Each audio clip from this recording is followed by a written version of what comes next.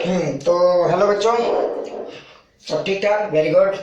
तो आज हम लोग डिस्कस करने वाले हैं कुलाम्स लॉ का जो हमारा न्यूमेरिकल का पार्ट 3। ठीक है, आज हम लोग देखेंगे कि सस्पेंशन पर बेस्ड न्यूमेरिकल्स कैसे बनाते हैं। ठीक है ना। तो चलिए, अगर इमेजिन करो कि हमने दो पेंडुलम लिया, ठीक है, और लेंथ ऑफ द रोप, ठीक है, हमने क्या किया, इमेजिन करो कि हमने दो पेंडुलम लिया, ठीक है। तो ये हमारा दो पेंडुलम है, ठीक है, दोनों एक एक कॉमन पॉइंट से सस्पेंशन है, सस्पेंडेड है। हो सकता है ये अलग अलग पॉइंट से भी सस्पेंडेड हो, कंसेप्ट तो वही है। ठीक है, तो एक दो पेंडुलम है, ठीक है, कॉमन पॉइंट से सस्पेंडेड है। अच्छा, अगर आप देखोगे दो पेंडुलम को देखोगे कॉमन पॉइंट से सस्पेंडेड है तो वो कैसे रहेंगे, तो अगर आप इन दोनों को देखोगे तो ये ऐसा रहेगा, है ना।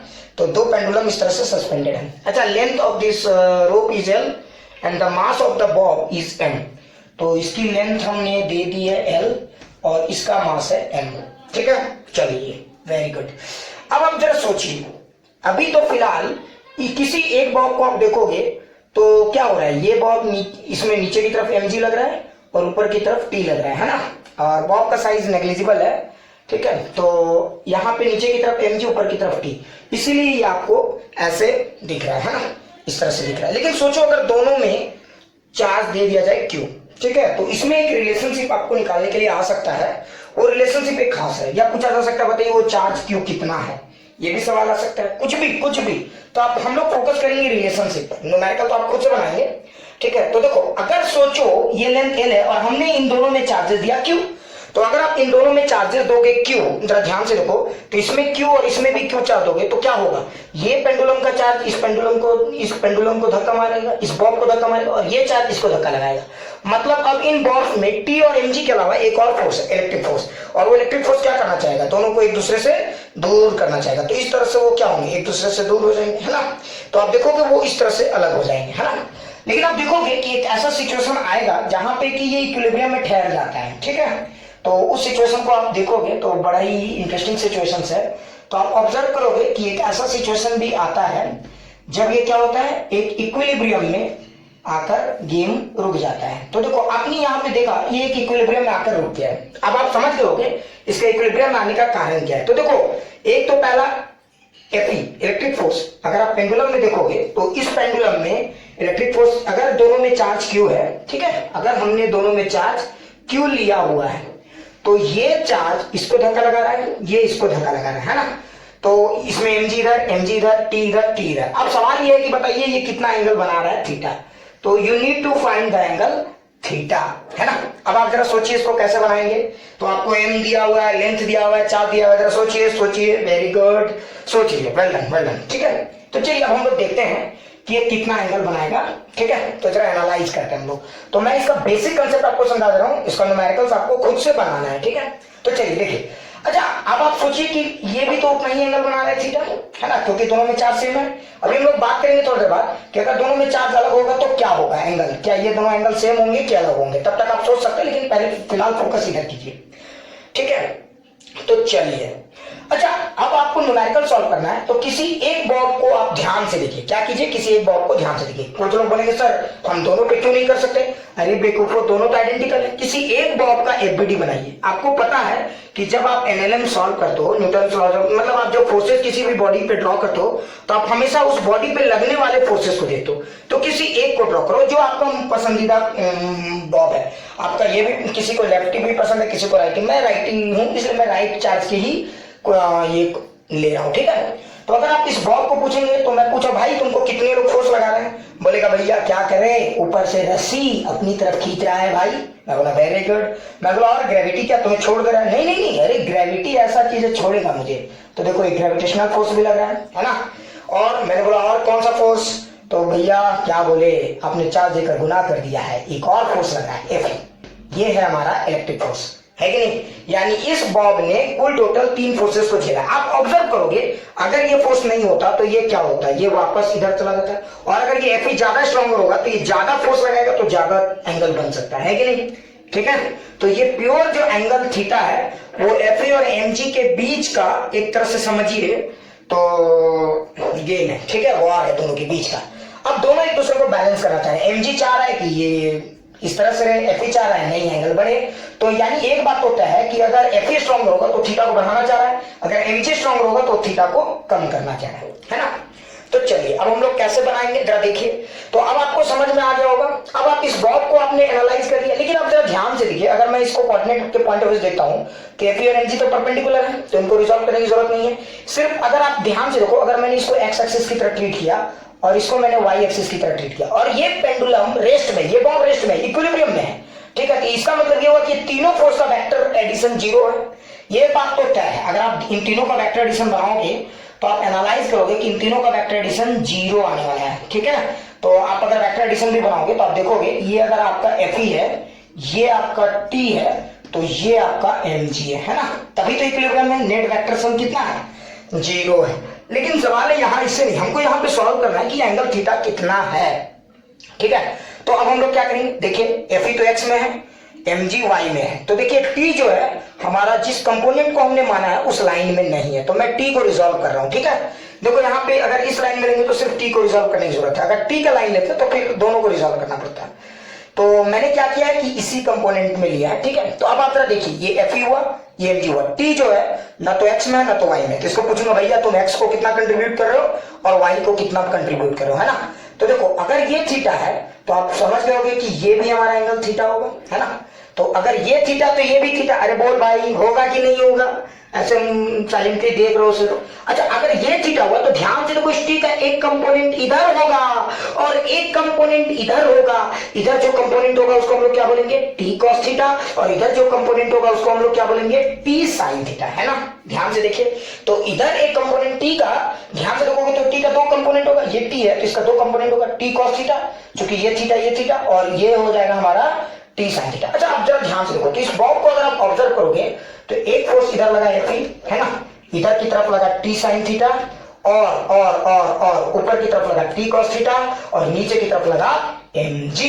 तो ध्यान से देखो। अच्छा एक बात बताओ, ये बॉब अब इक्विलिब्रियम में था, ना तो ये एक्स में जा रहा है ना तो वाई में, तो अगर ये एक्स में मूव नहीं कर रहा है, इसमें एक्स में इक्विलिब्रियम में है, मतलब नेट फोर्स अलोंग एक्स 0 है, मतलब T sine theta is equal to F E के बराबर है। तो हमारा पहला इक्वेशन लिख सकता हूं मैं, T sine theta is equal to F E. लिख सकता हूं कि नहीं, ध्यान से देखिए, T sine theta is equal to F E. अच्छा एक और बात बताओ, अलोंग एक्स तो ये इक्विलिब्रियम है, तो क्या वाई में डिस्को डांस करा, बिल्कुल नहीं, ये वाई में भी क्या है, इक्विलिब्रियम में ही है। तो अगर y में भी इक्विलिब्रियम में है तो नेट फोर्सेस अलोंग y 0 होना चाहिए। इसका मतलब ये हुआ कि t cos थीटा mg को बैलेंस कर रहा है, ठीक है। तो t cos थीटा किसको बैलेंस कर रहा है, mg को, है ना। चलिए वेरी गुड, तो t cos theta basically mg को बैलेंस कर रहे हैं, है ना। अब आपके पास दो इक्वेशंस आ चुके हैं। अब आप अपने जरूरत के हिसाब से इन दोनों इक्वेशंस को सॉल्व कर सकते हो, ठीक है। आप अपनी जरूरत के हिसाब से इन दोनों इक्वेशंस को सॉल्व कर सकते हो, ठीक है। लेकिन देखो अब आपको किसी ने पूछा टेंशन निकालिए, तो आप इन दोनों को क्या करोगे, तो देखो अब ये आपके ऊपर है कि आपको क्या क्या चीज की जरूरत है। लेकिन फिर भी हमारा बेसिक कॉन्सेप्ट तो यही कहता है कि हमें एंगल निकालना था सर पहले, तो वही रिलेशंस पहले क्लियर कर दीजिए। मैं बोला वेरी गुड, तो देखो यहाँ तक क्लियर। अच्छा अगर आप इसको देखोगे तो देखो, अगर आप इन दोनों इक्वेशंस को डिवाइड करो, है ना, T sine theta is equal to F E by T cos theta is equal to M G को, तो जब आप इन दोनों को डिवाइड करोगे तो ये टी टी कैंसिल हो जाएगा, यहाँ sine theta by cos theta क्या बचेगा, टैन थीटा, ये हमारा हो जाएगा टैन थीटा। और देखो यहाँ पे क्या हो जाएगा, F E by M G, ठीक है। ये हमारा बहुत ही बेसिक इक्वेशंस आ गया है। ध्यान से देखिए, tan theta is equal to F E by M G, ये रिलेशनशिप बहुत इंपॉर्टेंट है, ठीक है। इस रिलेशनशिप को आप प्रैक्टिस करते करते आपको याद भी हो जाएगा ये रिलेशनशिप, ऐसे डेरिवेशन क्लियर है ना।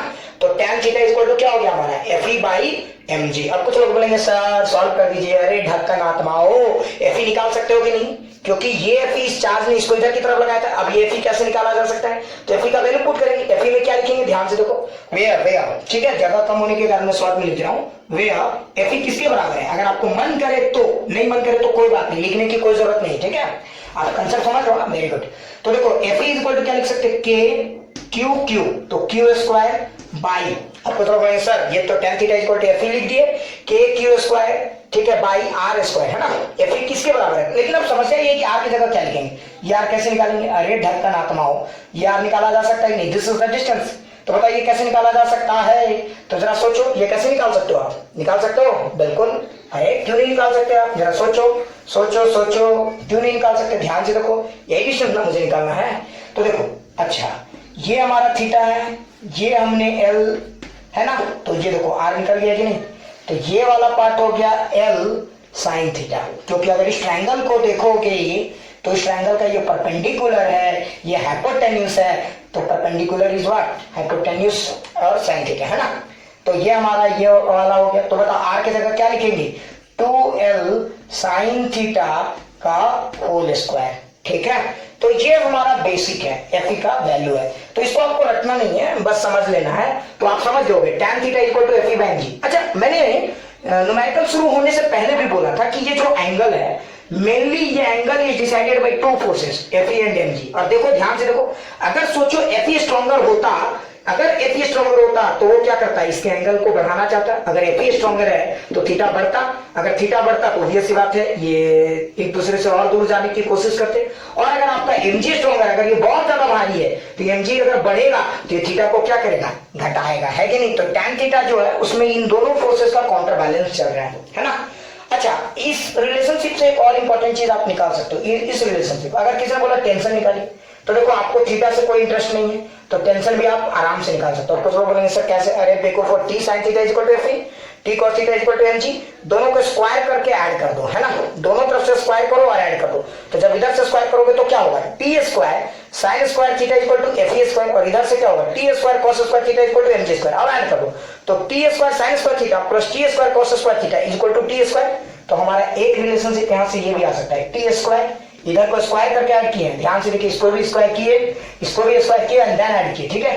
तो ये हो जाएगा T square sine square theta plus T square cos square theta equal to T square, और इधर से क्या हो जाएगा हमारा? F square plus M G square, है ना।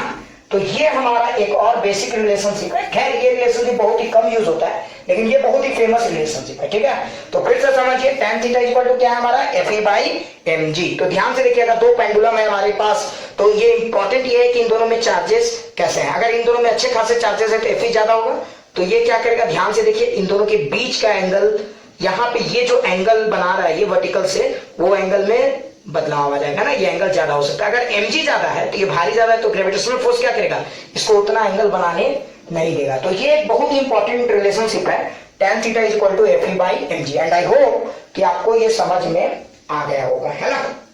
तो चलिए, अब अगर ये समझ में आ गया तो अब इसमें और कैसा न्यूमेरिकल्स आ सकता है, ठीक है। तो ये एक बेसिक था, इसको आप थोड़ा बहुत तोड़ मरोड़ के न्यूमेरिकल में बदल सकते हो, ठीक है। तो मैं आपको इसका कंसेप्ट समझा रहा हूँ, ठीक है। तो एक और हम बता रहे हैं, ध्यान से देखेंगे। हमारा उसी का एक अगला सवाल ये है, ध्यान से देखेंगे सवाल को, बस सिर्फ सोचना है, ठीक है। इसको सॉल्व नहीं करना है, सिर्फ सोचना है। देखिए, मान लीजिए कि हमारे पास पेंडुलम है, आइडेंटिकल मासेस हैं, आइडेंटिकल सिचुएशंस हैं, और दोनों में कुछ चार्जेस हैं, ठीक है। दोनों में क्या है? कुछ चार्जेस है। तो दोनों में चार्जेस है तो दोनों ने कुछ एंगल भी बनाया है, and let that be theta, है ना। तो ये थीटा एंगल बना हुआ है, ठीक है। अब क्या हुआ, एक भाई साहब को कुछ बुद्धि सूझ गया। उन्होंने क्या किया? दोनों में चार्जेस थे, दोनों में क्या थे? हमारे चार्जेस थे क्यू, है ना। तो दोनों में चार्जेस क्यू था। अब एक भाई साहब को क्या बुद्धि सोचा, इन्होंने एक साइड के पेंडुलम को एक स्मॉल चार्ज क्यू और ऐड कर दिया, ठीक है। उन्होंने क्या किया? एक स्मॉल चार्ज ऑफ क्यू इसमें ऐड कर दिया। देखो पहले फिर से सुनो, जब ये चार्ज ऐड नहीं किया गया था, दोनों का एंगल था थीटा, दोनों में चार्जेस सेम थे, एंगल भी सेम था।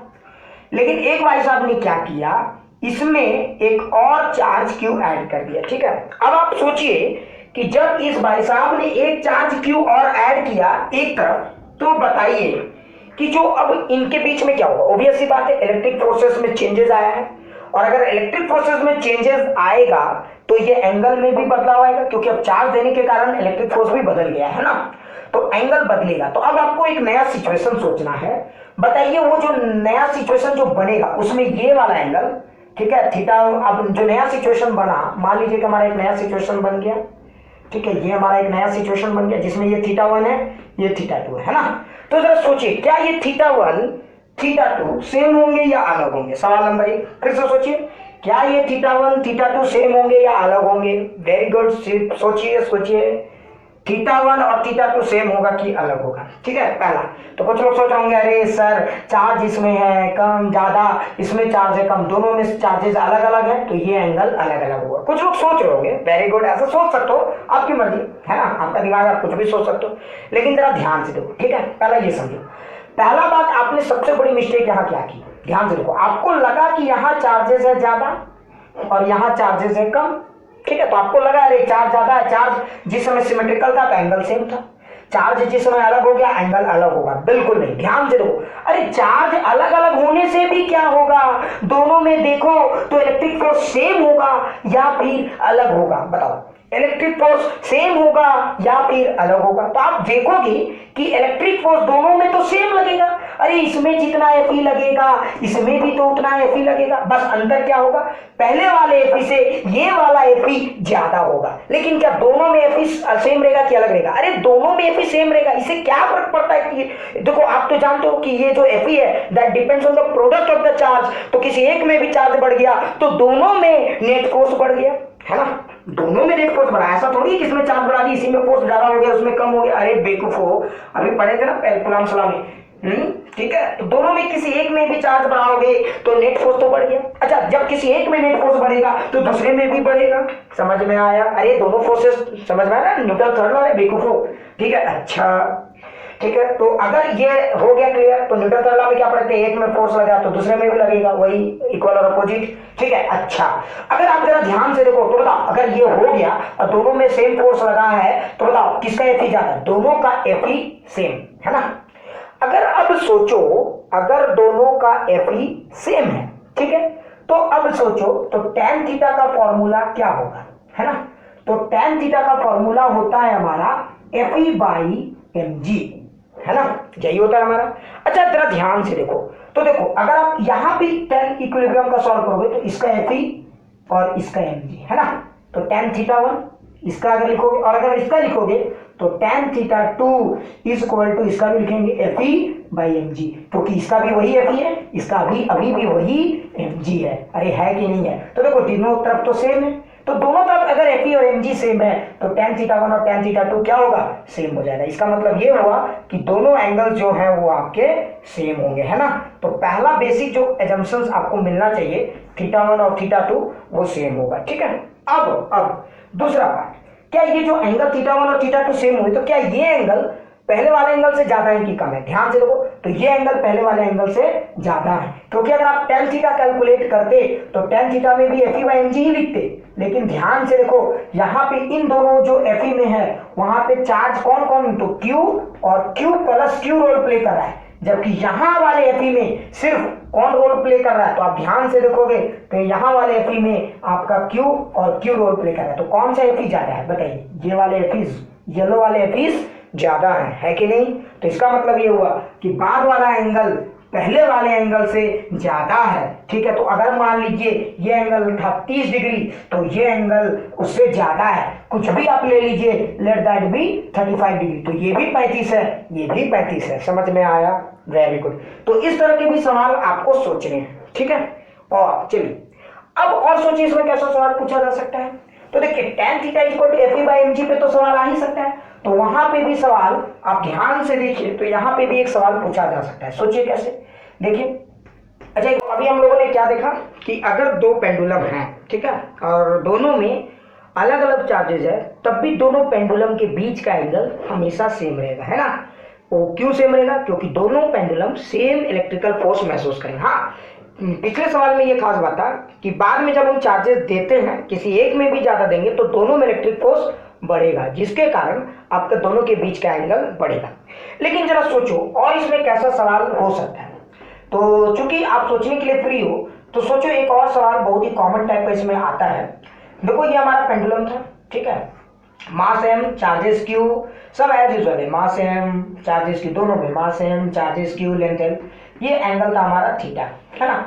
सोचो अगर इस पूरे सिस्टम को हम लोग, ठीक है, तो एंगल था थीटा, ये पहला हमारा था, ठीक है, इस पूरे सिस्टम को एक लिफ्ट बॉक्स के अंदर हम लोग फीड कर देते हैं, ठीक है, पूरे सिस्टम को फीड कर देते हैं और लिफ्ट बॉक्स फिलहाल रुका हुआ है, तो एंगल कितना है हमारा थीटा। अच्छा जरा सोचो तब क्या होगा अगर ये लिफ्ट बॉक्स ऊपर की तरफ एक्सेलरेशन a से जाए या फिर और या फिर नीचे कुछ भी, ठीक है। तो जरा ध्यान से देखो, है ना, अगर ये लिफ्ट बॉक्स ऊपर की तरफ एक्सेलरेशन ए से चलना शुरू होगा तो क्या ये एंगल में बदलाव होगा? ये एंगल थीटा जो है ये पहले का एंगल है जिसमें लिफ्ट बॉक्स रुका हुआ है, ठीक है। अगर इमेजिन करो व्हाट विल हैपन, ठीक है, तब क्या होगा अगर ये लिफ्ट बॉक्स, ये जो लिफ्ट का केबिन है, ठीक है, वो ऊपर की तरफ एक्सेलरेट करने लगे ए से, या फिर नीचे की तरफ एक्सेलरेट करने लगे, ठीक है, कुछ भी, ठीक है। तो अगर आप जरा ध्यान से देखोगे तो आपको पता चलेगा कि पेंडुलम अगर ये ऊपर की तरफ एक्सेलरेट करने लगा तो आप इसके अंदर में अगर देखोगे तो आपको पेंडुलम में अब कुल टोटल कितने फोर्सेस दिखेंगे, है ना। तो ध्यान से देखो, अगर आपको न्यूटन लॉ लगाना है तो टी तो दिख रहा है, mg भी दिख रहा है, इलेक्ट्रिक फोर्स भी दिख रहा है, लेकिन एक फोर्स आपको दिख नहीं रहा है, वो स्यूडो फोर्स हमारा। तो बताइए स्यूडो फोर्स किधर लगेगा? क्योंकि लिफ्ट ऊपर की तरफ एक्सेलरेट कर रहा है तो स्यूडो फोर्स नीचे की तरफ लगेगा, ma से लगेगा कि नहीं? अच्छा याद रखिए कि ये किसके रेस्पेक्ट में ऑब्जर्वेशन किया जा रहा है? जो लिफ्ट बॉक्स के अंदर एक गधा बैठा हुआ है उसके रेस्पेक्ट में। तो देखिए यहाँ पे एक स्यूडो फोर्स भी लगने लगा, तो ये हमारा कौन सा फोर्स है? स्यूडो फोर्स है। कौन सा फोर्स है? स्यूडो, ठीक है, स्यूडो फोर्स है ना। अब अगर आप ध्यान से देखोगे तो आपको समझ में आ जाएगा कि अरे भाई पिछले बार जहां पे था हमारा mg और वहीं पे हमारा ma है, तो बताइए नेट थीटा। अब देखिए tan थीटा में पिछले सवाल अगर हम इसको सॉल्व करेंगे तो वैसे ही कुछ आएगा। tan थीटा में क्या आता था पिछले बार? fe, अभी भी fe है, लेकिन इस बार mg अकेले नहीं है, उसके साथ mg प्लस ma है। अरे है कि नहीं है ना। अगर आप इसको थोड़ा बहुत लिटिल बिट अरेंज करोगे तो Fe बाई m कॉमन ले लोगे तो यहाँ पे आपको क्या मिलेगा? G प्लस ए। और आप ध्यान से देखो G प्लस ए को ही हम लोग G इफेक्टिव भी कह सकते हैं, कोई टेंशन वाली बात नहीं है ना। बिल्कुल बिल्कुल बिल्कुल। तो ध्यान से देखो। अच्छा एक बात बताइए, ये लिफ्ट बॉक्स जब ऊपर की तरफ जाने लगा तो नीचे की तरफ एक और फोर्स लगने लगा ma, है ना, ये लगने लगा नीचे की तरफ। अच्छा बताइए अगर ये नीचे की तरफ लगने लगा है तो ध्यान से देखिए mg प्लस ma, ये फोर्स बढ़ गया है, तो बताइए एंगल बढ़ेगा या घटेगा? तो एंगल घटेगा, है ना, एंगल क्या होगा? घटेगा, क्योंकि नीचे वाला वैल्यू बढ़ रहा है। लेकिन सोचो तब क्या होगा अगर ये लिफ्ट बॉक्स नीचे की तरफ एक्सेलरेट करने लगे, है ना। अगर तब क्या होगा जब ये लिफ्ट का जो बॉक्स है ये नीचे की तरफ एक्सेलरेट करने लगे, है ना। तो अगर ये नीचे की तरफ एक्सेलरेट करेगा तो आप जरा ध्यान से देखो, ठीक है, ये नीचे की तरफ एक्सेलरेट कर रहा है, तो देखो। अच्छा इस बार पेंडुलम का फिर से अगर आप एफबीडी बनाओगे तो आपको एक बहुत ही इंटरेस्टिंग चीज दिखेगा, है कि नहीं।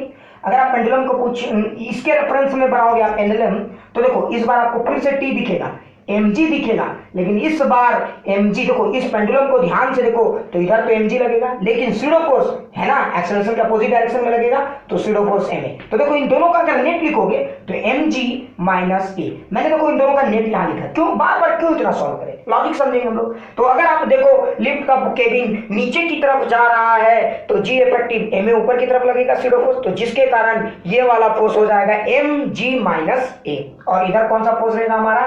fe। तो मुझे नहीं लगता है कि आपको कहीं दिक्कत होगा। तो ध्यान से देखो अब जो नया इक्वेशन हमारा आएगा वो tan थीटा, है ना, fe तो अभी भी fe है, लेकिन इस बार mg के जगह mg माइनस a है कि नहीं है, तो m of g minus a, तो ये हमारा नया एंगल आ गया। ध्यान से देखिए, तो इसका मतलब ये हुआ कि अगर ये a से एक्सेलरेट हो रहा है नीचे की तरफ, देखो अगर ये a से एक्सेलरेट हो रहा है तो ये वैल्यू घटेगा, है ना। ये अगर बढ़ रहा है, ये अगर कुछ है तो ये वैल्यू क्या होगा? घट जाएगा, और अगर ये वैल्यू घट जाएगा तो थीटा क्या होगा? बढ़ जाएगा। मतलब ये हुआ कि अगर कोई लिफ्ट का केबिन नीचे की तरफ एक्सेलरेट हो रहा है तो दोनों के बीच का एंगल पहले जो था वो अब बढ़ जाएगा, और ये डिपेंड करेगा कि वो किस एक्सेलरेशन a से एक्सेलरेट हो रहा है ना, है कि नहीं। जरा ध्यान से सोचो।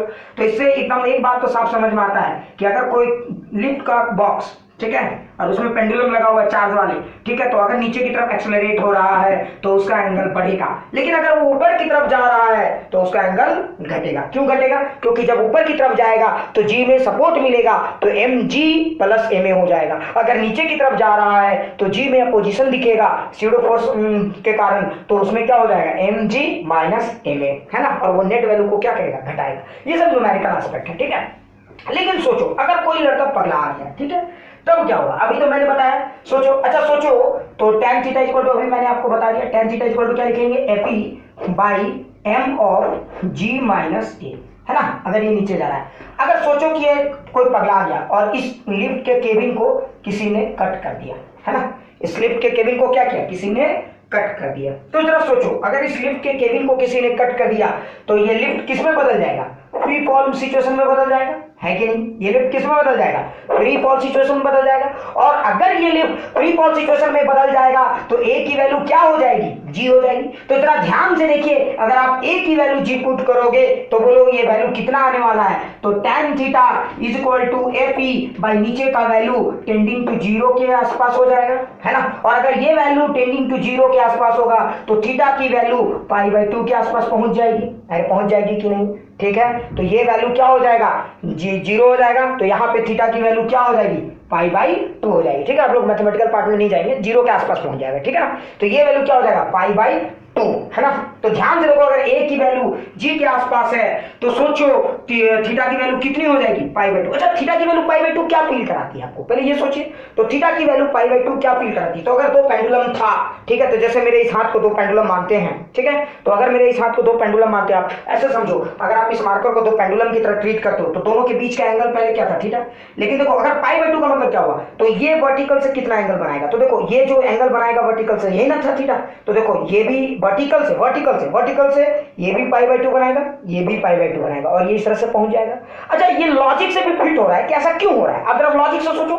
एक्चुअली में जब कोई चीज फ्री फॉल सिचुएशन में होता है, ध्यान से देखो, सैटेलाइट वाला सिचुएशन, ये लिफ्ट बॉक्स सिचुएशन में क्या होता है? ये फ्री फॉल सिचुएशन है, तो इसके अंदर बैठा हुआ हर चीज आपको क्या महसूस होगा? वेटलेसनेस। मतलब यहाँ पे ग्रेविटी का इन्फ्लुएंस एक तरह से है ही नहीं। अच्छा सोचो, अगर ग्रेविटी का इन्फ्लुएंस नहीं है तो अब बताओ, यहाँ पे सिर्फ कौन से फोर्सेस लग रहे हैं? Electric forces. अरे लग रहे हैं कि नहीं? है कि नहीं? और इलेक्ट्रिक फोर्सेस का मेन हमेशा क्या रहेगा? वो तो हमेशा इलेक्ट्रिक। अगर सिर्फ इलेक्ट्रिक फोर्सेस लगेंगे तो ये दोनों एक दूसरे से मैक्सिमम दूर जाना चाहेंगे, और अगर ये दूर जाना चाहेंगे तो ये इस तरह से पहुंच जाएगा कि नहीं? क्योंकि अब इसको मेरे को ग्रेविटेशनल फोर्स लग नहीं रहा है। तो ध्यान से देखो, फ्रीली फॉलिंग लिफ्ट एक तरह से क्या है? वेटलेसनेस का सिचुएशन है। ये वैसा सिचुएशन है जहां पे कि आप ये बात मान सकते हो कि ग्रेविटी एक्ट नहीं कर रहा है। मान सकते हो, ऐसा फीलिंग आती है कि ग्रेविटी एक्ट नहीं करी। अगर ग्रेविटी एक्ट नहीं करी है तो अब चार्जेस को mg, एक्चुअली जो एंगल बन रहा था उसको होल्ड कौन कर रहा था? mg भी।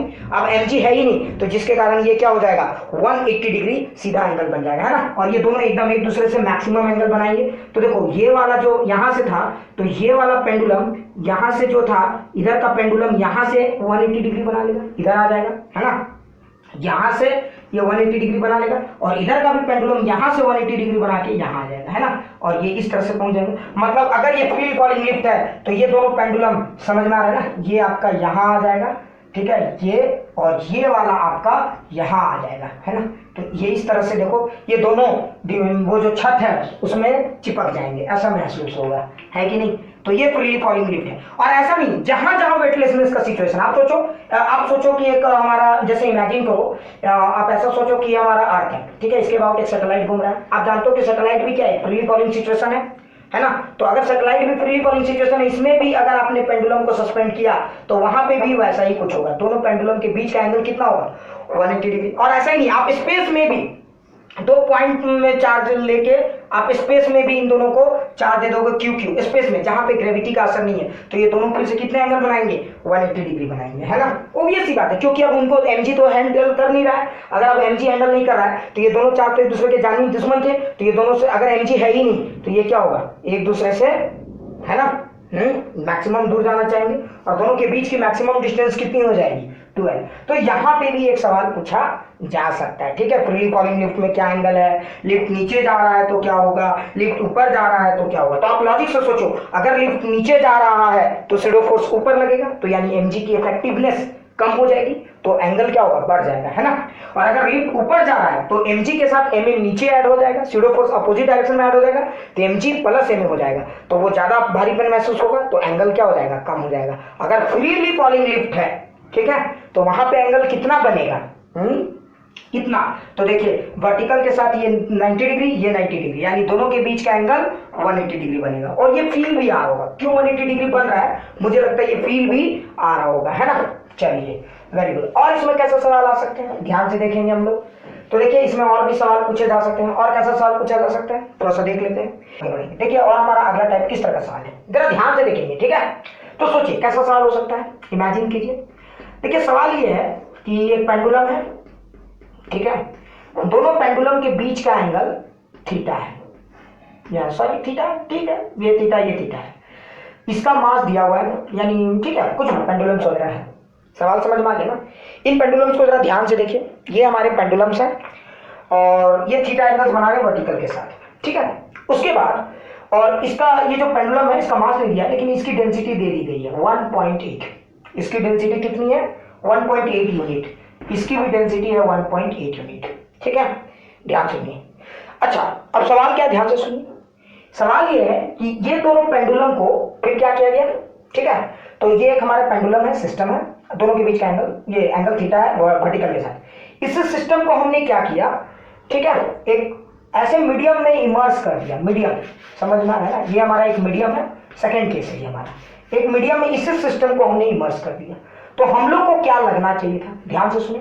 इस मीडियम में हमें जब किसी चीज को हम लोग पानी में डुबोते हैं तो हमें तो ऐसा लगेगा कि कोई भी मीडियम वो क्या करता है, इलेक्ट्रिक फोर्स को थोड़ा कमजोर करता है।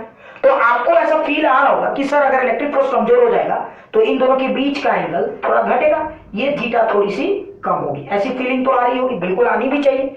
अगर मान लीजिए आपका इलेक्ट्रिक फोर्स ठीक है, अगर मान लीजिए आपका इलेक्ट्रिक फोर्स घटेगा तो ये दोनों कम हो जाएंगे, क्योंकि मीडियम का क्या खास बात होता है, मीडियम क्या करता है, तो मीडियम ये करता है कि वो इलेक्ट्रिक फोर्स को क्या करता है, कम करता है ना। तो इलेक्ट्रिक फोर्स को वो कम करता है, तो ये दोनों एक दूसरे के थोड़े से क्लोज आते हैं, तो ये थीटा घटना चाहिए था। लेकिन ऑब्जर्वेशन में क्या देखा गया कि ये थीटा नहीं घट रहा है, ठीक है, ये थीटा नहीं घट रहा है। जरा आप सोच के बताइए क्यों नहीं घटा, सोचिए सोचिए सोचिए। आपको मैंने हिंट दिया हुआ है, डेंसिटी वर्ड मैंने दिया है, तो ये हिंट ही तो है एक तरह से। अरे बेवकूफो, ये एंगल इसीलिए नहीं घटा क्योंकि ध्यान से देखो, ये जिस मीडियम में है वो मीडियम में एक और फोर्स भी लग सकता है। सोचो कौन सा फोर्स, सोचो, हाँ, बायंट फोर्स, ठीक है, बायंसी वाला फोर्स, है ना। तो जब आप किसी चीज को लिक्विड में इमर्स करते हो तो वो लिक्विड किसी भी ऑब्जेक्ट पे क्या करता है, एक अपवर्ड फोर्स लगाता है ना, जिसको हम लोग बायंट फोर्स कहते हैं। मतलब कहीं ना कहीं वो रोल प्ले कर रहा है, क्योंकि अगर वो रोल नहीं प्ले करता और सिर्फ इलेक्ट्रिक फोर्स वाली गेम होती तो इलेक्ट्रिक फोर्स कमजोर होती, तो ये दोनों एक दूसरे के क्लोज आ जाते। लेकिन कोई तो है जो इन दोनों को एक दूसरे के क्लोज आने से मना कर रहा है ना। तो ध्यान से देखिए, अगर आप इस क्वेश्चन को देखेंगे तो एंगल में बदलाव नहीं हुआ। तो अब सवाल क्या है, ध्यान से सुनिए, ठीक है। सवाल ये है, आपको समझ में आ गया होगा। तो सवाल ये है, बताइए what is the density of the liquid. तो हमारा लिक्विड का डेंसिटी क्या है, यही हमारा सवाल है, ठीक है। तो लिक्विड की क्या डेंसिटी है, या मान लीजिए कि चलिए हमने सवाल ये नहीं, मान लीजिए कि हमने लिक्विड की डेंसिटी, सॉरी इसको 1.6 ले लीजिए, ठीक है, 1.6 और इसको ले लीजिए 0.8, ठीक है। तो बताइए, अब आपको बताना है कि what is the relative electrical permittivity of the medium. ये भी सवाल हो सकता है। सवाल क्लियर है ना? सवाल ध्यान से देखिए। तो देखिए, इन दोनों को जब हमने पानी में रखा या किसी मीडियम में रखा, हम ये सोच रहे थे कि एंगल कम हुआ, लेकिन हमने ऑब्जर्व किया नहीं भाई, एंगल तो कम नहीं हुआ। मतलब कोई ना कोई तो है जो इसको एक्ट कर रहा है, और वो कौन है, वो है बायंट फोर्स, ठीक है। अगर वो बायंट फोर्स है तो बताइए, अगर उस हमने पानी की डेंसिटी दे दी है तो आपको बताना है कि what is the electric constant K of this medium, relative electrical permittivity of the medium बताइए। जरा सोचो। अच्छा, आप इसको कैसे हैंडल करोगे, तो पहले इसको देखो, इसका tan थीटा अगर आप देखोगे तो tan theta is equal to Fe by mg लिखेंगे, है ना। इसका tan थीटा लिखेंगे कि नहीं, ये तो सही जी है, ठीक है। लेकिन जब आप इसको सॉल्व करने जाओगे तो देखो इसमें एंगल में चेंज नहीं हुआ है, नहीं एंगल में तो चेंज नहीं हुआ है, तो इसको कैसे सॉल्व करेंगे। तो ध्यान से देखना, फिर से समझना। पहले ये देखो, अगर आप इस पेंडुलम को ध्यान से देखोगे तो आप एक काम करो, इस पेंडुलम को थोड़ा सा क्लोजली ऑब्जर्व करो, है ना। आप क्या करोगे, इस पेंडुलम को थोड़ा सा क्लोजली ऑब्जर्व करो। अच्छा, अगर आप इस पेंडुलम को बहुत क्लोजली देखोगे तो इस पेंडुलम में Fe यहां भी लग रहा था, यहां भी लग रहा था। मान लीजिए कि इसका डायरेक्टरी कांस्टेंट है K, तो वो फोर्स को कितना टाइम कम कर देता है, Fe बाई K। मतलब इस बॉब में net force Fe by K कम हो चुका है।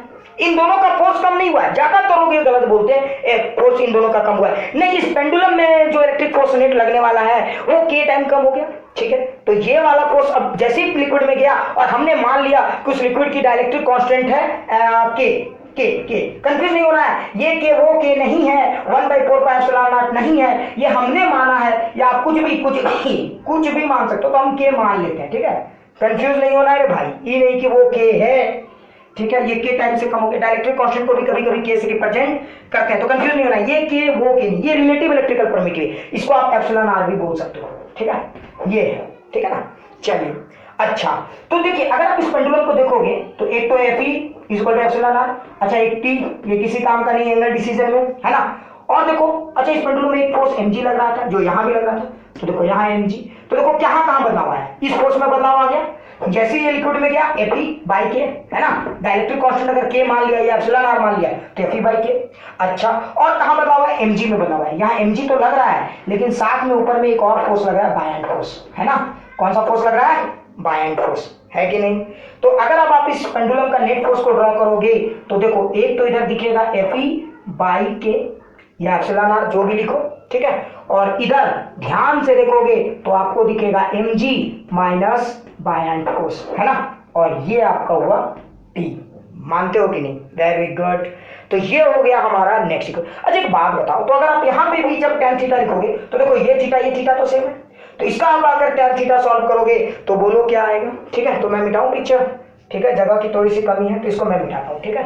तो ध्यान से देखो, हाँ तो देखो अच्छा अब बताओ ये tan थीटा तो Fe बाई mg है, ठीक है, तो एक tan theta is equal to, अगर मैं देखूं दोनों tan थीटा सेम है तो मैं यहां लिखूंगा Fe बाई mg लेकिन ये इसका लिखा। अच्छा वही tan थीटा अगर इसको देखो तो tan थीटा इक्वल टू मैं क्या लिख सकता हूं, तो tan थीटा इक्वल टू मैं Fe by K divided by mg minus buoyant force भी लिख सकता हूं, क्योंकि tan थीटा वही है, ध्यान से देखो, है ना, या Fe बाई के हो चुका है या mg माइनस बायएंड फोर्स हो चुका है ना, ठीक है।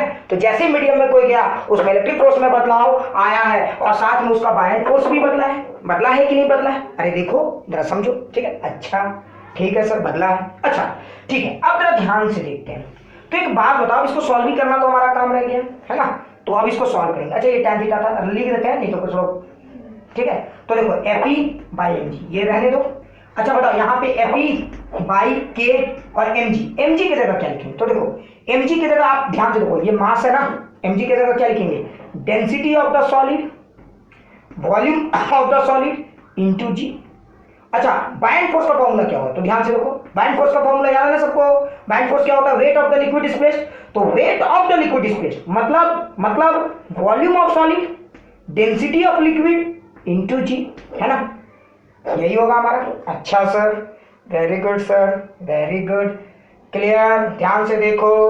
अच्छा यहाँ पे भी mg को आप बदल दो, तो यहाँ पे क्या लिखेंगे, density of the solid volume of the solid into g, है ना।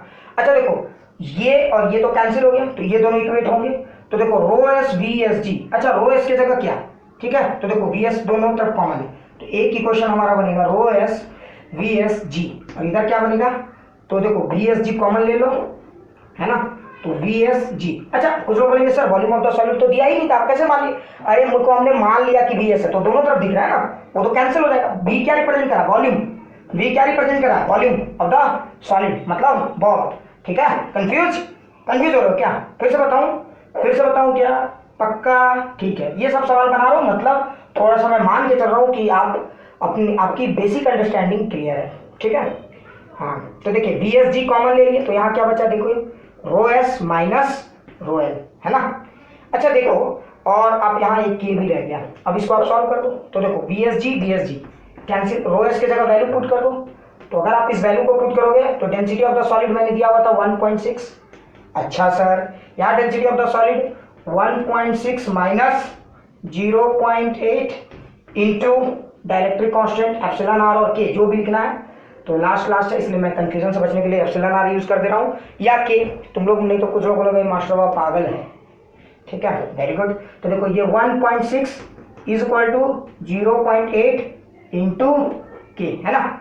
अब आप इसको सॉल्व करो, तो देखो ये तो सॉल्व करना कुछ बहुत टफ रह नहीं गया, तो ध्यान से देखो के की वैल्यू कितनी आई, 2, मतलब इस मीडियम का डाइलेक्ट्रिक कांस्टेंट 2 है, मतलब इस मीडियम ने इलेक्ट्रिक फोर्स को 2 टाइम कम किया। आप जरा ध्यान से देखो इलेक्ट्रिक फोर्स 2 टाइम कम हुआ है तो बायएंड फोर्स भी डेंसिटी हाफ है ना, तो ये लिक्विड की डेंसिटी हाफ है, तो बायएंड फोर्स भी क्या किया, mg को mg/2 टाइम्स mg/2 कर दिया है, तो दोनों तरफ से इक्वल मार पड़ा। और ऑब्वियस सी बात है, सोचो क्यों दोनों तरफ से इक्वल मार पड़ना भी चाहिए, क्योंकि अगर tan थीटा को कांस्टेंट रखना है तो Fe जितना टाइम कम हुआ है mg को भी उतना ही टाइम कम होना है, तो यहाँ पे मीडियम ने जितना टाइम Fe को कम किया है, समझ में आ रहा है ना, वो तो डायरेक्ट आप कहीं से बता सकते हैं, मीडियम ने जितना टाइम Fe को कम किया है के ने उतना ही टाइम समझ में आ रहा है लिक्विड ने mg को भी कम किया। आई होप कि ये सवाल आपको समझ में आ गया होगा।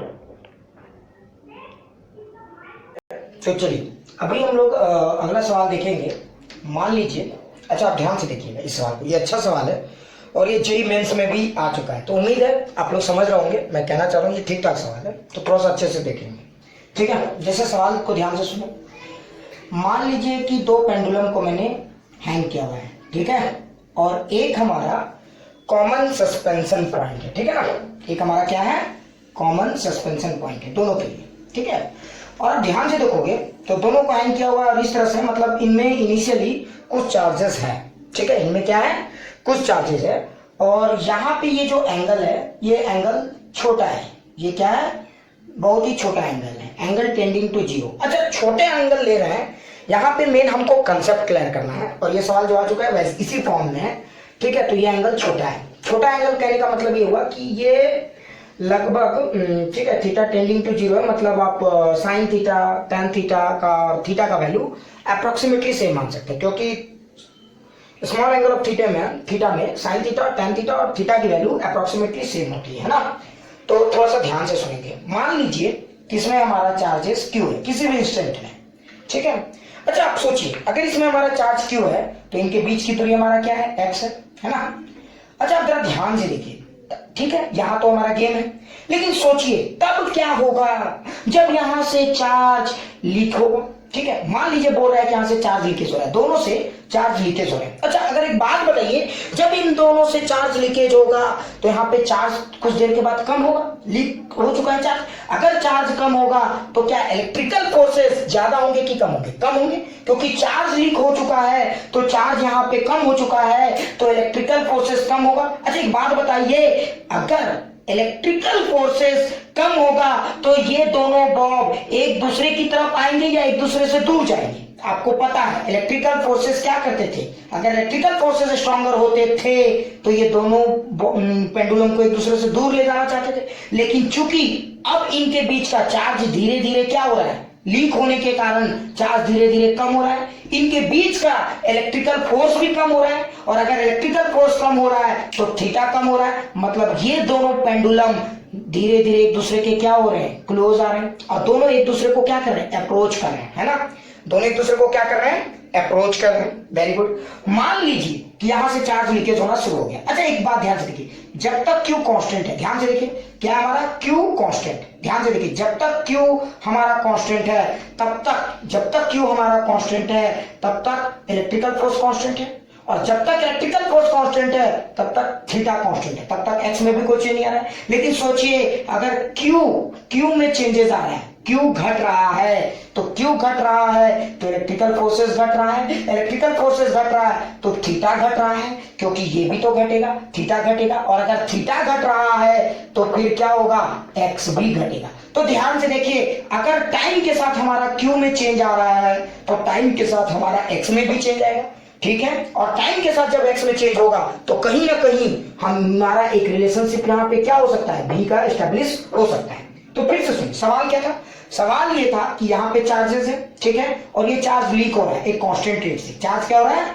लीक हो रहा है कांस्टेंट रेट से। इसका मतलब ये है कि dq बाई dt जो है वो माइनस में दिया हुआ है, ठीक है, dq by dt minus something, तो कोई भी कांस्टेंट हम लोग ले सकते हैं माइनस सी, ये घट रहा है, ठीक है। तो अगर dq बाई dt माइनस ही है, ये लीक हो रहा है, दोनों तरीके से लीक हो रहा है, तो पूछा गया था कि what is there velocity of approach, ये दोनों एक दूसरे को किस वेलोसिटी से अप्रोच कर रहे हैं, और ध्यान देंगे ये थीटा क्या है, हमारा छोटा है, ठीक है।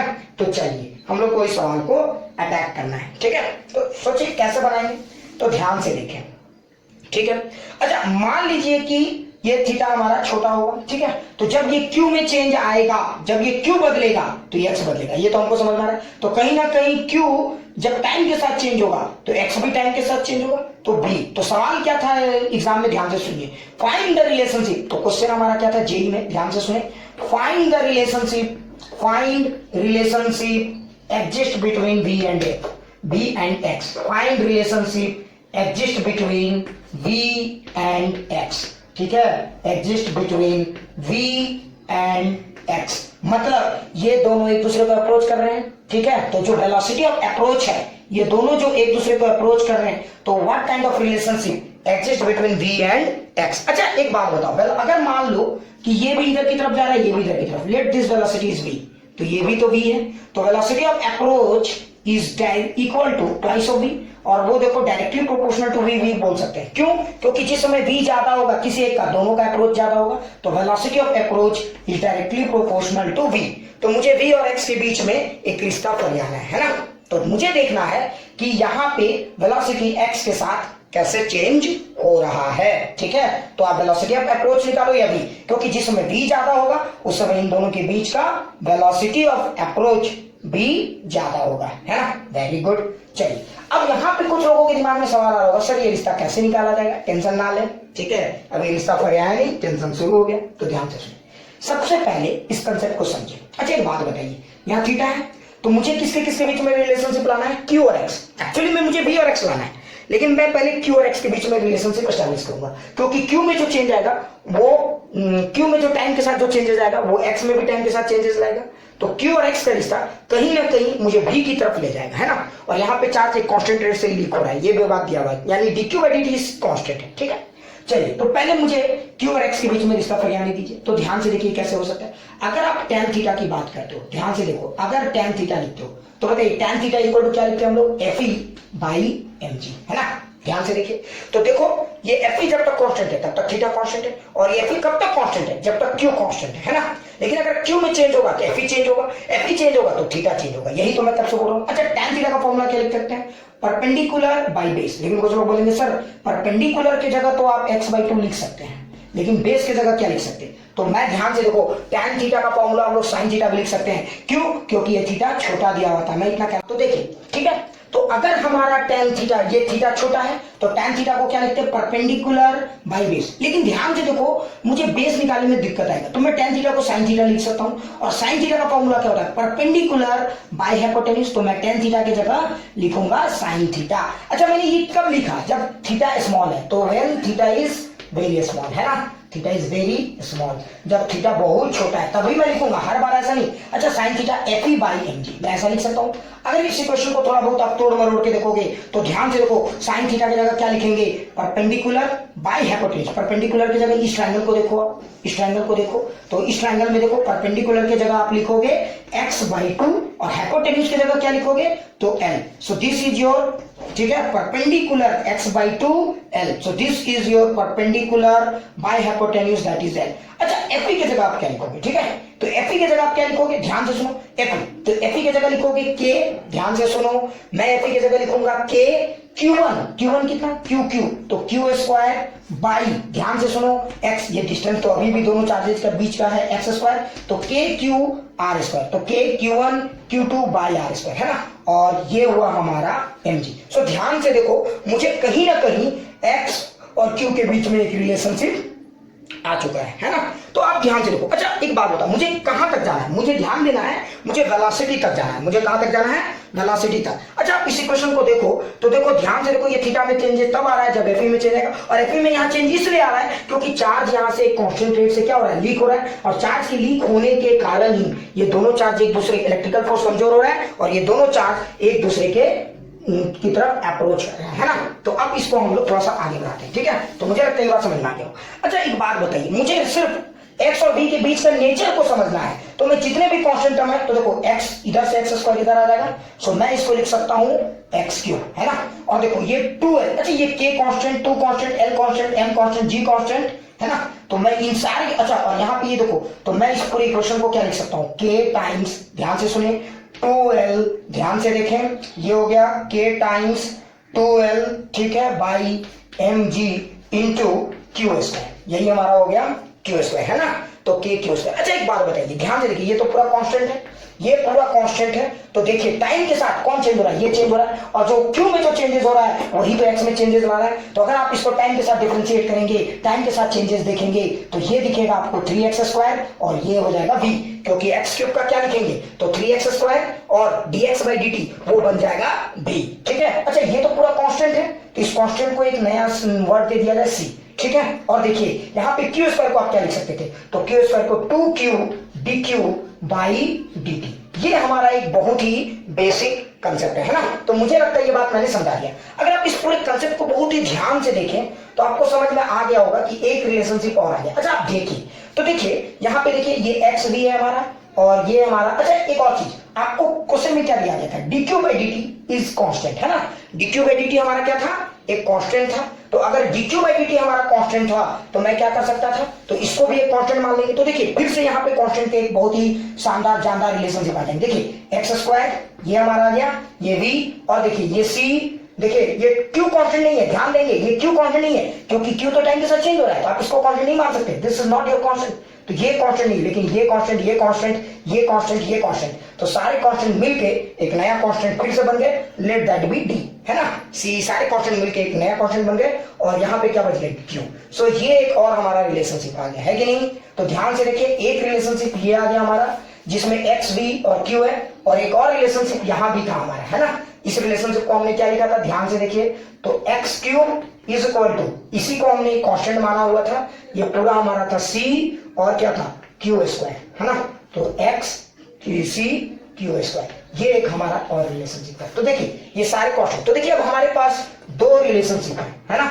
आप इन दोनों इक्वेशंस को जरा ध्यान से देखिए, अगर कहीं डाउट है तो पूछिए बिंदास, एकदम टेंशन नहीं लेना। अच्छा आप सोचिए मुझे किसके किसके बीच में रिलेशन चाहिए था, देखिए एक्स वी के टर्म में, लेकिन यहाँ क्यू जो है कबाब का हड्डी है ना, तो इस क्यू को हम लोग डिस्प्लेस करने की कोशिश करेंगे। तो मुझे एक्स वी, देखिए ये सब तो कांस्टेंट है, तो दैट डजंट मैटर, सिर्फ यहाँ पे टाइम कौन आ रहा है, क्यू। तो आप कुछ भी कर सकते हैं, इस क्यू को वहां सब्स्टिट्यूट कीजिए या उसको यहाँ, तो मैं काम करता हूँ इस क्यू को वहां सब्स्टिट्यूट करूंगा। तो देखिए मैं इस इक्वेशन को क्या लिख सकता था, देखिए X Q is equal to, ठीक है ध्यान से देखिए, सी तो होता, क्यू की जगह मैं क्या लिख सकता था, तो देखिए प्रोपोर्शनलिटी को अगर हटाएंगे तो सी की जगह लिख सकते थे, ध्यान से देखेंगे, X square V by D का होल स्क्वायर। चूंकि ये पूरा गेम प्रोपोर्शनलिटी पे चल रहा है, तो इक्वल लिखो प्रोपोर्शनलिटी लिखो, कोई फर्क नहीं पड़ता है, ठीक है। मैं इसको ऐसे लिख सकता था, ठीक है। अब देखिए तो ये एक्स क्यूब आ चुका है। अच्छा यहाँ पे आप जरा ध्यान से देखेंगे, ये सारे कांस्टेंट है, ये तो प्रोपोर्शनलिटी है, सी कांस्टेंट है। अब देखिए तो यहाँ x का, ये बाकी तो कांस्टेंट, तो कांस्टेंट कांस्टेंट कांस्टेंट प्रोपोर्शनलिटी में चल बसे। अच्छा देखिए x का स्क्वायर क्या हो जाएगा, तो x का पावर 4 हो जाएगा यहाँ पे देखिए, और v स्क्वायर, यही हमारा आ गया। अच्छा इस इक्वेशंस को थोड़ा और हम लोग तोड़ मरोड़ के देखेंगे तो मुझे क्या मिलेगा, है ना। तो मैं इस चीज को थोड़ा सा अच्छे से देखता हूं। तो ध्यान से देखिए, इसको अगर आपने सॉल्व किया तो देखिए यहाँ पे ये आ चुका है एक्स क्यूब एक्स का पावर 4, तो आप दोनों तरफ से देखेंगे तो X V square is equal to constant, है ना। यही हमारा एक रिलेशनशिप आ चुका है। यहाँ पे ध्यान से देखिए, तो अगर आप देखेंगे तो V square is inversely proportional to 1 by X है, तो मैं बोल सकता हूँ v is inversely proportional to 1 by root of X. So this is the relationship that between v and that exist between v and x। यही हमारा main concept है, ठीक है। अब कुछ लोग बोलेंगे सर इसकी प्रैक्टिकल फीलिंग क्या है, ध्यान से सुनिए, इसका मतलब क्या हुआ, ध्यान से। इसका मतलब ये हुआ कि जिस समय इन दोनों के बीच का दूरी x ज्यादा था, ये दोनों अप्रोच कर रहे थे, लेकिन उस समय इनकी वेलोसिटी, तो देखो x ज्यादा होगा तो उस समय ये दोनों स्लोली अप्रोच कर रहे थे, लेकिन जैसे ही इनकी x कम हो रही है, ये जितने, तो देखो ये मान लो कि जिस समय ये x है और कुछ देर के बाद ये यहाँ आ गया, ठीक है। तो बताइए ज्यादा अप्रोच ये इस जगह पे कर रहे हैं या इस जगह पे, तो ज्यादा तेजी से अप्रोच ये इस जगह पे कर रहे हैं, ठीक है। तो इस जगह पे इनकी अप्रोचिंग वेलोसिटी ज्यादा अच्छी है in comparison to this place, ये इसका लॉजिकल मतलब है। अब ये इस तरह का सवाल जेई में आ चुका है, तो मुझे उम्मीद है कि तुम लोग ये बात समझ गए होंगे, ठीक है। चलो वेरी गुड। तो देखिए अब हमारा अगला सवाल क्या है, थोड़ा सा ध्यान से देखेंगे, ठीक है। तो देखिए क्वेश्चन ये है, मान लीजिए कि हमारे पास 3 आइडेंटिकल पेंडुलम्स हैं, है ना। 3 आइडेंटिकल पेंडुलम्स हैं, तीनों एक ही पॉइंट से सस्पेंडेड है, तीनों का लेंथ l है, सेम लेंथ है, ठीक है, ठीक है। अब क्या हुआ कि हमने देखा, और मास 3 आइडेंटिकल पेंडुलम है, सारे की मास m है ना। हमने क्या देखा कि हमने इनको चार्ज दिया है, क्या दिया, चार्ज, वेरी गुड। तो जैसे हमने चार्ज दिया ये तीनों क्या होंगे, एक दूसरे से सेपरेट होंगे कि नहीं।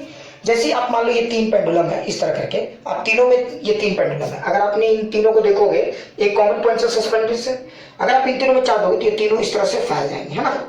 ये फैल गए, और जब फैलेंगे तो हमने देखा कि इसका देखो ये एक इक्विलेटरल ट्राइंगल जैसा शेप बन रहा है, ठीक है।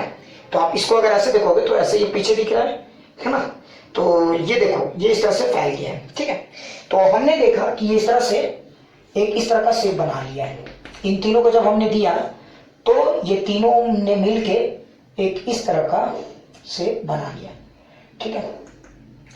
हाँ अब आप समझ गए होंगे, ये पीछे का शेप है, ठीक है। छोटी, ये तीनों लेंथ l है, तो ऐसा नहीं सोचना कि छोटा पेंडुलम है, ठीक है।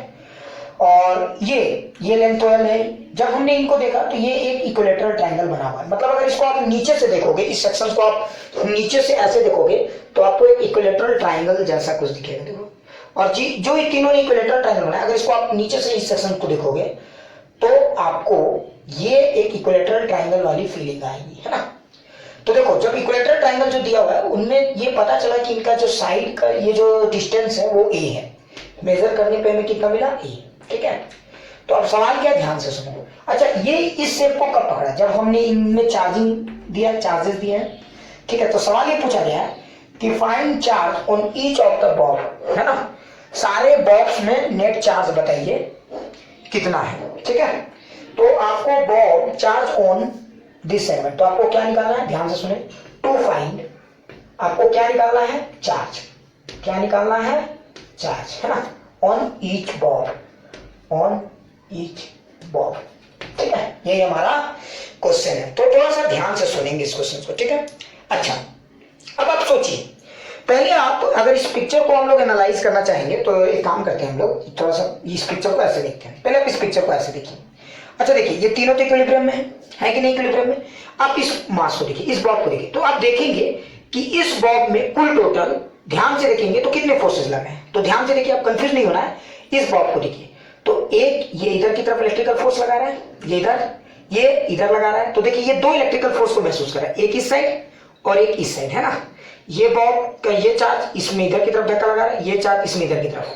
तो ये बॉब दो इलेक्ट्रिकल फोर्स महसूस कर रहा है ऐसे, ठीक है ना, ये वाला, ठीक है, ये वाला इसके कारण और ये वाला इसके कारण, है ना। तो दो इलेक्ट्रिकल फोर्स, एक mg नीचे की तरफ और एक t, है ना। तो अब आप सोचिए इसको हम लोग कैसे अटैक करेंगे। तो आप वीडियो को पॉज करके भी बना सकते हैं। चलिए, तो आप ट्राई कर रहे होंगे, उम्मीद है। ठीक है, हाँ, तो हम लोग समझते हैं पहले। तो आप सबसे पहले ये देखिए, आप इतना तो समझ गए होंगे पिक्चर को। ठीक है, अब आप इस पिक्चर को पूरा अच्छे से एनालाइज कीजिए। देखिए, ये आपको सब कुछ दिया हुआ है ना, ये पूरा गेम दिया हुआ है। अब आप पहले इसको देखिए, इसमें देखोगे तो इक्विलिब्रियम में, तो ध्यान से देखो, ये इस वर्टिकल से कितना एंगल बना रहा है, ये इस वर्टिकल से कितना एंगल बना रहा है। तो हम लोग ये थीटा भी बन सकता है। तो पहले काम करो, इसमें नेट फोर्सेस निकाल लो। एक टी रहेगा, ये दो इलेक्ट्रिकल फोर्सेस लग रहे हैं, एक इधर और एक इधर, है ना। तो दोनों इलेक्ट्रिकल का नेट एक इधर की तरफ आएगा, रिजल्टेंट, और mg आएगा। तो देखो, ये वर्टिकल से, ये बीचों बीच जो वर्टिकल है उसमें से एक एंगल थीटा इसका दिखेगा, है ना। तो हम लोग क्या करेंगे, पहले इस पिक्चर का ये पार्ट देखते हैं नीचे से। ठीक है, तो अगर हम लोग इस पिक्चर को नीचे से ऑब्जर्व करेंगे तो हमें पहले क्या देखना है, ध्यान से देखिए। तो पहले अगर आप इस पिक्चर को नीचे से एनालाइज करेंगे, ठीक है, तो देखिए, पहला आप स्टेप 1, तो पहले ये समझने की कोशिश कीजिए कि इसमें इलेक्ट्रिकल फोर्सेस लग रहे हैं, है ना। तो देखिए, ऐसा कुछ है, मैं डायरेक्ट बनाऊंगा ये।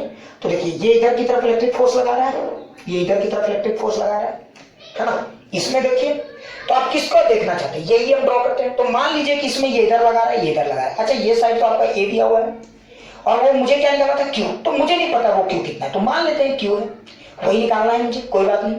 तो बताइए, अगर ये लगा तो एक इलेक्ट्रिक फोर्स इधर, एक इलेक्ट्रिक फोर्स इधर। अच्छा, ये एंगल कितना है, 60 डिग्री, तो ये भी एंगल होगा 60 डिग्री। तो बताइए, इन दोनों का नेट रिजल्टेंट इधर की तरफ आएगा, ऊपर की तरफ, है ना। और वो जो वैल्यू आएगा √3 टाइम्स ऑफ Fe आएगा। ये तो मैंने बताया हुआ है, क्योंकि दोनों का 60 डिग्री है ना। तो Fe दोनों का 60 डिग्री, तो आप वेक्टर का वो फॉर्मूला यूज कर लेंगे, ठीक है, रिजल्टेंट निकालने के लिए। √a² + b² + 2ab cos theta. जब आपने यूज किया तो ये वैल्यू आया √3Fe, है ना। चलिए, वेरी गुड। अगर ये वैल्यू आपका √3Fe आया है, अब इसको तो हमने देख लिया। मतलब ये हुआ कि आपने जब इस पेंडुलम को देखा तो आपको समझ में आ चुका है कि यहाँ पे एक नेट फोर्स √3Fe है। Very good. अच्छा, एक mg भी है और एक t भी है। अच्छा, ध्यान से देखिए, अब इन दोनों पेंडुलम को हटाइए, सिर्फ इसको देखिए, इस बाइसेप को देखिए। तो आप इस बाइसेप को देखेंगे तो आपको दिखेगा कि ये यहाँ से वर्टिकल से एक एंगल थीटा बनाए हुए हैं, ठीक है। तो अगर आप इसी को यहां से देखेंगे अब, ठीक है, तो आपको ये कुछ ऐसा दिखेगा, दिखेगा, ध्यान से देखिए, ये कुछ ऐसा दिखेगा। देखिए, हमने जब व्यू बदला तो देखिए, ये जो Fe अब आपको इधर की तरफ दिखेगा, और ये कितना हो जाएगा आपका √3Fe, होगा कि नहीं होगा, वेरी गुड। और ये कितना हो जाएगा आपका mg, होगा ना, वेरी गुड सर। तो ये हमारा आ चुका है। ठीक है, लेकिन कुछ लोग सोच रहे होंगे सर ये तो ठीक है लेकिन tan थीटा तो दिया नहीं है। अरे मूर्खो, तो आप जरा ध्यान से देखो, ये वाला डिस्टेंस, ये तो देखो, ये तो आपको पता है l दिया हुआ है, दिस इज द लेंथ, है ना, तो ये निकल सकता है। बोलोगे सर ये कैसे निकलेगा, ये तो दिया नहीं। अरे मूर्खो, अगर आप ऑब्जर्व करोगे, आप बहुत ही क्लोजली ऑब्जर्व करो, देखो 3D पिक्चर है, इसमें थोड़ा सा फील की भी जरूरत है। देखो आप इस पिक्चर को एनालाइज करोगे, अगर आप इसको ऐसे देखोगे तो ध्यान से देखो, अच्छा इसको देखोगे तो देखो ये इक्विलैटरल ट्रायंगल था कि नहीं था ना। तो देखो यहां से एक वर्टिकल नीचे की तरफ गया है, अगर एक वर्टिकल नीचे की तरफ गया है, सोचो एक वर्टिकल नीचे की तरफ गया है, तो ध्यान से देखो, अगर ये ऐसे गया है, ध्यान से देखो, अगर इस पिक्चर को देखोगे तो एक ऐसे गया, तो ये जो गया है, तो देखो ये इक्विलैटरल ट्रायंगल का सेंट्रॉइड है ना, ये इक्विलैटरल ट्रायंगल का क्या है हमारा सेंट्रॉइड है। तो अगर आप इस पिक्चर को नीचे से एनालाइज करते हो तो ये पिक्चर कुछ ऐसा दिखेगा, है ना। तो ध्यान से देखो, तो इस पिक्चर को देखोगे तो ये वाला पार्ट ही ये वाला पार्ट है कि नहीं, है ना। अब कुछ लोग बोलेंगे सर ये कैसे निकलेगा, अरे मूर्खो मेरा ध्यान से देखो, तो ये तो निकल ही सकता है, ठीक है। तो चलिए, अगर ये अब आप निकाल सकते हो तो देखो ये कैसे निकलेगा, यही वो है जो आप देख रहे हो, क्योंकि ये सेंटर और यही तो देखिए ये चार्जेस थे, तो इसका कॉमन सस्पेंशन पॉइंट तो यहाँ है ना, ऐसे देखो ड्र ड्र एल ड्र एल ड्र एल 3D है, इसलिए थोड़ा सा एनालाइज करना होगा, है ना। तो मुझे लगता है कुछ लोग बोलेंगे सर ये कैसे निकले, देखो इस ट्रायंगल को देखो यहाँ पे इस तरह से बना दो, तो देखो ये कितना हो गया 30 डिग्री, अगर ये 30 डिग्री हो गया, ये हो गया a/2, है ना, तो ये 30 डिग्री है, तो tan 30 degree is equal to perpendicular by, ठीक है, या अब जो भी करो tan, मुझे ये निकालना है, तो tan का भी यूज नहीं करना होगा, मुझे cos का यूज करना होगा, ये 30 डिग्री है, ठीक है, तो मुझे ये निकालना है। तो एक काम करता हूँ मैं, cos 30 degree is equal to base, तो बेस की जगह मैं लिख दूंगा a/2, है ना, इंटू हाइपोटेन्यूज, वही तो मुझे निकालना है ये वाला, तो दिस इज योर h यहाँ के लिए, इस ट्रायंगल के लिए, तो देखो यही आपका h है। तो अगर आप इस h को यहाँ पे देखोगे तो आपको क्या दिखेगा, देखो h इज इक्वल टू, अच्छा cos 30 डिग्री की वैल्यू कितनी हो जाएगी √3/2, तो 2 चल बसा। सो ध्यान से देखिए, अगर आप यहाँ पे देखोगे तो h की वैल्यू आ जाएगी a/√3, है ना। तो ये वैल्यू भी मुझे समझ में आ गया है, and this value is basically a/√3, ठीक है। अच्छा, अगर आपने ध्यान दिया तो आपको पता चल चुका है कि ये वैल्यू हमारा a/√3 है, ठीक है। तो अब बताइए, अब हम लोगों को क्या करने की जरूरत है, tan थीटा। तो देखिए ये a/√3 है, ये l है, तो बताइए ये वैल्यू मुझे निकल सकता है कि नहीं, तो this is basically l² minus, देखिए हाँ ये निकालना है मुझे, ये आप कुछ लोग बोलेंगे सर क्यों, क्योंकि tan थीटा इक्वल टू क्या होता है, परपेंडिकुलर बाई बेस, तो ये l पता है मुझे, ठीक है, तो l² माइनस, ठीक है ना, अब ये वाला माइनस कर देंगे, तो a²/3, so this is my this part, है ना, तो ये हमारा आ गया लेंथ। अच्छा, अब अगर हम इस ट्रायंगल को देखोगे तो देखो अब हमें एक चीज तो पता चल चुका है, tan theta is equal to हम लोग क्या लिखेंगे, FE जो नेट रिजल्टेंट है, नेट, तो √3FE, ये हमारा वैल्यू हो गया √3FE/mg, है ना। अब आप इसको सॉल्व करके देखो, तो सॉल्व करो तो देखो अब आप समझ गए होगे मैं क्या करने वाला हूं। तो अब आप यहाँ पे अगर tan थीटा का वैल्यू लिखोगे तो tan थीटा की जगह परपेंडिकुलर, तो a/√3 परपेंडिकुलर बाई बेस, तो बेस की जगह क्या लिखेंगे हम लोग, ध्यान से देखिए, कंफ्यूज नहीं होना है, l² माइनस a²/3, है ना, और उसका भी power half is equal to √3FE/mg, √3FE/mg। तो थोड़ा सा एक्सप्रेशन डरावना लग सकता है, ठीक है, ये एक्चुअली आईआईटी में उस समय आते थे जब 1-2 क्वेश्चन 10-10 नंबर के होते थे, ठीक है, तो इसलिए आपको कंफ्यूज नहीं होना चाहिए। अब यहाँ पे एक इंटरेस्टिंग सवाल ये उठ रहा है कि सर ये सब तो हो गया, इतना खतरनाक वैल्यू, अब FE क्या है सर, है ना। तो देखिए अब आप इसको सॉल्व कीजिए, तो ध्यान से देखिए, a/√3l² माइनस a²/3 और ये हाफ, है ना। √3FE की जगह क्या लिखेंगे, देखिए याद कीजिए, मैंने बताया था ये Q ये Q ये Q ये A, तो FE इज इक्वल टू क्या होगा, KQ², तो इसको भी आप चाहो तो कुछ भी लिख सकते हो, ठीक है, तो मैं KQ² बाई, है ना, मैं क्या लिखूंगा A², मुझे Q की वैल्यू निकालनी, तो देखिए ये इधर आ गया, सो मैं लिख सकता हूँ ए क्यू, ध्यान से देखिए मैंने लिख दिया ए क्यू, ठीक है, बाई, ध्यान से देखिए ये ए क्यू, अच्छा ये के क्या है 4 पाई एप्सिलॉन नॉट, है ना, तो मैं इस वैल्यूज को लिख सकता हूँ 4 pi epsilon not a Q, अच्छा ये रूट 3 यहाँ के 3 हो चुका है, तो 3 into L square minus A square by 3 half is equal to my Q square. So this is the relationship, so this is the amount of charge. अगर आप चाहो तो इस क्यू को फिर यहाँ पे और इसको फर्दर रूट में बदल सकते हो, है ना, तो ये हमारा हर किसी में चार्जेस है, तो इसको भी अगर आप चाहोगे तो ये हमारा this is the value of charge Q, तो मतलब हर स्फीयर में इतने चार्जेस हैं, ठीक है। तो देखो कैलकुलेशन कहीं गड़बड़ हो सकती है, लेकिन इस सवाल को सॉल्व करने के लिए आपको 3D इमेजिनेशन थोड़ा सा लगाना पड़ेगा, अदरवाइज ये सवाल टफ नहीं है, कम से कम ये तो कहा जा सकता है।